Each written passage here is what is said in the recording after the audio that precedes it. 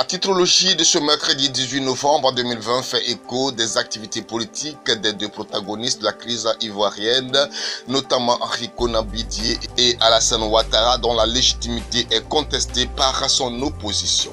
Vous n'êtes pas seul, nous sommes avec vous. Rassure à la une de dernière heure, une délégation de 300 chefs baoulés venus s'enquérir des nouvelles d'Henri Konan Bédié, chef de file de l'opposition. Attention, Bédié a du monde derrière lui, prévient pour sa part le nouveau réveil. Le confrère évoque également le conclave prévu ce vendredi entre le sphinx de Daoukro et tous les leaders de l'opposition ivoirienne. Unité d'action face à Ouattara. L'opposition prépare un grand coup, informe le journal. Autre sujet de l'actualité sociopolitique dont les journaux ivoiriens se font l'écho dans leur parution de ce mercredi. C'est le bureau politique du RHDP présidé en personne par Alassane Ouattara, le chef de l'État. Tous ceux qui parlent de transition peuvent toujours rêver, tranche le président Ouattara à la une de Le Jour Plus. Il faut mettre de côté les auteurs de troubles, ils n'apporteront rien au pays. Retourner sur le terrain pour apaiser les tensions, relate pour sa part Fraternité Matin. Des instructions du leader du RHDP aux responsables politiques de son parti. RHDP, plus rien ne va comme avant, retient le matin de la réunion du conseil politique. Faites preuve de solidarité, de générosité et d'unité dans une coordination, relate le confrère qui vient sur les instructions du président Alassane Ouattara au cadre du parti.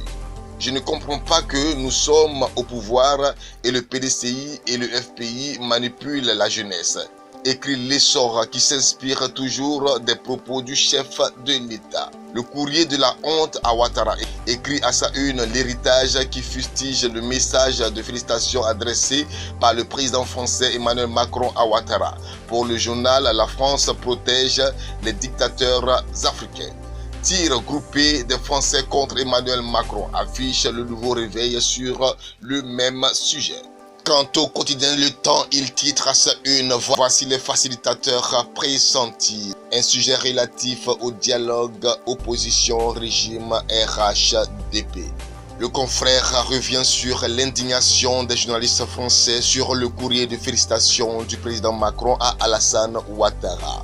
Il reprend les propos de Geneviève Götzinger qui dit une félicitation honteuse. Quant à Patricia Balm, elle écrit c'est scandaleux.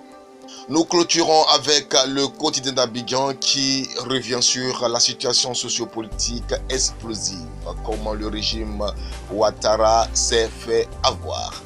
Le confrère reprend la déclaration du président du PDC RDA qui dit ceci: nous nous battons et nous continuerons à nous battre.